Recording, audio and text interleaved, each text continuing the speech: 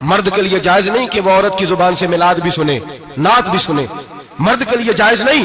مرد کو مرد سکھائے گا، عورت سکھائے گی تو عورتوں کو سکھائے گی. بے شک آپ سویرے فتوا دیجئے کہ چھوٹی سی مسجد میں بیٹھ کے، چھوٹے سے کونے میں بیٹھ کے چھوٹا سا مولوی، اور وہاں تو اتنے بڑے مفتی ٹی وی پہ بیٹھے ہوئے ہیں، وہ غلط ہے تو صحیح ہے کیسے ہو گئے؟ سنو، میرے نبی پاک علیہ الصلوۃ والسلام کے مذہب کا حسن یہ ہے کہ اسلام کہتا ہے ایک نظر بی بی کو دیکھا کسی نے غلطی سے تو معافی ہو جائے گی، دوسری نظر شہوت سے دیکھا تو حرام ہے اس کے لیے، وہ پاکستان کا مولوی ہو یا سعودی عرب کا شاہ ہو، کسی کے لیے عورتوں کے بیچ پھرنا اٹھنا بیٹھنا جائز ہے؟ میرے نبی پاک صلی اللہ تعالی علیہ وسلم نے فرمایا ہے میں عورتوں سے مصافحہ کرنے نہیں آیا.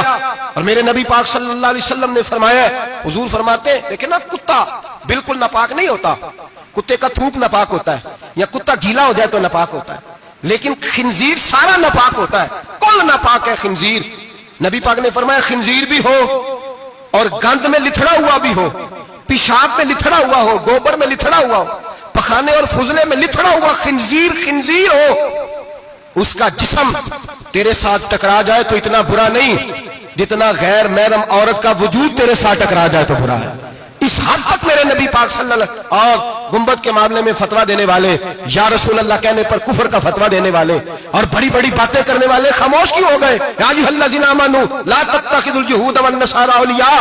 رب فرماتا ہے یہودیوں اور عیسائیوں کو دوست نہ بناؤ، یہ تمہارے دوست ہو سکتے، یہ تمہارے سجن ہو سکتے. جب عرش کا مالک کہہ رہا ہے سجن نہیں ہو سکتے تو دوستی کی بات کیسے بڑھا رہا ہے؟ یا رسول اللہ ہمارے سجن کون ہو سکتے ہیں؟ فرمایا تمہارا دوست وہ ہو سکتا ہے جو محمد عربی کا غلامی کرنے والا ہو، جو رسول اللہ کی نوکری کرنا ہو دوست ہوگا. دوسرا دوست ہو سکتا؟ کوئی ایکٹر مذہب نہیں سکھائے گا، کوئی گویہ مذہب نہیں سکھائے گا. حضرت جناب سیدنا جنید بغدادی، بغداد کے پیر سے کسی نے پوچھا تھا آج سے 1100-1200 سال پہلے، وہ تو زمانہ ویسے نیکی اور پرہیزگاری کا تھا، کہ بابا جی مرد اور عورت نیک ہو، بغیر پردے کے، بغیر حجاب کے، بغیر دیوار کے بیٹھ کر ایک دوسرے کو دین سکھا سکتے ہیں؟ حضرت صاحب بتائیے، مرد اور عورت نیک ہو تو بغیر پردے اور حجاب کے ایک دوسرے کو دین سکھا سکتے ہیں؟ تو حضرت جنید بغدادی فرمانے لگے سکھانے والا حسن بصری ہو اور سیکھنے والی رابعہ بصری ہو تو پھر بھی بغیر پردے کے بیٹھنے کی اجازت نہیں. تو مفتی صاحب کو اجازت کس نے دی؟ مولانا صاحب کو اجازت کس نے دی؟ بڑا وہ نہیں ہوتا جو ٹی وی پہ زیادہ آتا ہے، بڑا وہ ہوتا ہے جو رسول اللہ کے دین پہ عمل زیادہ کرتا ہے. حضرت عبداللہ ابن مسعود رضی اللہ تعالیٰ عنہ فرماتے ہیں زیادہ باتیں کرنے والا عالم نہیں ہوتا. حضور پھر عالم کون ہوتا ہے؟ فرمایا پڑھو قرآن، انما یخشی اللہ من عبادہ العلماء. فرمایا بڑا عالم وہ ہوتا ہے جو اللہ سے زیادہ ڈرتا ہے، اس لیے کہ رب فرماتا ہے میرے بندوں میں سے جو عالم وہ ہیں جو اللہ سے زیادہ ڈرتے ہیں، خوف رکھتے ہیں. تو میرے بھائی رمضان المبارک میں بچنا ہے، پرہیز کا وقت ہے، تو کوئی شخص بھی کوئی شو نہ دیکھے، میری منت ہے آپ حضرات، کوئی شو نہ دیکھے. عورت کا تو پردہ ہے، تو ہمیں تو تماشے پہ لگا دیا گیا، عجیب قسم کے ایکٹر آ گئے اور مذہب سکھا رہے ہیں. میری اپیل ہے آپ سے کہ سحری افطاری کے وقت ٹیلی ویژن بند رکھیں. کیا چیز کھول کے رکھیں؟ یا قرآن کھول کے رکھیں یا رسول اللہ کا فرمان کھول کے رکھیں.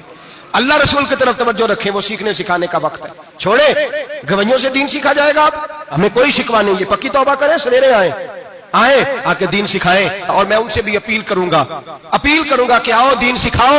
حضرت فضیل بن عیاض فرماتے ہیں میں ڈاکو تھا، کبھی کبھی چھپ چھپا کے جمعہ پڑھا کرتا تھا، پھر میں نے توبہ کی تو سچی توبہ کی، پھر میں نے توبہ کی تو رب کو راضی کرنے والی توبہ کی، پھر میں نے توبہ کی تو چھوڑی ہر شے، غریبوں کا لوٹا ہوا مال واپس کیا، جس کے پیسے نہ دے سکا اس کے گھر میں جا کے اس کی بھینسوں کو چارہ ڈالا، اس کے اونٹوں کی خدمت کی، میں نے قرضے چکائے. فرمایا میں سچی توبہ کر کے مسجد آیا، جس خطیب کے پیچھے میں جمعہ پڑھا کرتا تھا وہ میرے ہاتھ پہ بیعت کر کے مرید ہو گیا. اللہ تبارک و تعالیٰ نے اپنے بندوں کے دل میری طرف پھیر دیے، پھر تمہیں اس میں انعام دینے کی ضرورت نہیں پڑے گی. پھر تم کٹیا نشین بن کے بھی دین پھیلاؤ گے تو اللہ اس میں تاثیر پیدا فرما دے گا. تو روزے کا معنی رکنا ہے. روزے کا معنی بولیے، روزے کا معنی رکنا. کس سے؟ جھوٹ سے، غیبت سے، بدی سے، بد نگاہی، کھانے پینے. روزہ کس پہ فرض ہے؟ امیروں پہ کہ غریبوں پہ؟ جی کہنے میں تو کام ہی، میرا تو کام ہی محنت مزدوری والا، میں کیسے روزہ رکھوں؟ میں تو دیہڑی لگاتا ہوں تو روزہ کیسے رکھوں؟ میں نے نہیں کسی حدیث میں پڑھا کہ روزہ وہ رکھے جو دفتر میں بیٹھتا ہے. صحابہ کے زمانے میں تو دفتر ہوتے ہی نہیں تھے، کسی جگہ نہیں لکھا ہوا روزہ وہ رکھے گا جو اے سی میں بیٹھتا ہے، تب تو اے سی تھے ہی نہیں. حضرت ابوبکر صدیق رضی اللہ تعالیٰ عنہ سے لے کر جناب بلال تک سارے اپنے ہاتھ سے کام کرتے، سارے اپنے ہاتھ سے کام کرتے سارے. حضرت عمر فاروق رضی اللہ تعالیٰ عنہ خلیفہ وقت ہونے کے باوجود مال غنیمت کے اونٹ چرنے جاتے تھے تو چراگاہ میں چھوڑنے میں جاتے تھے، لینے بھی آتے تھے واپس.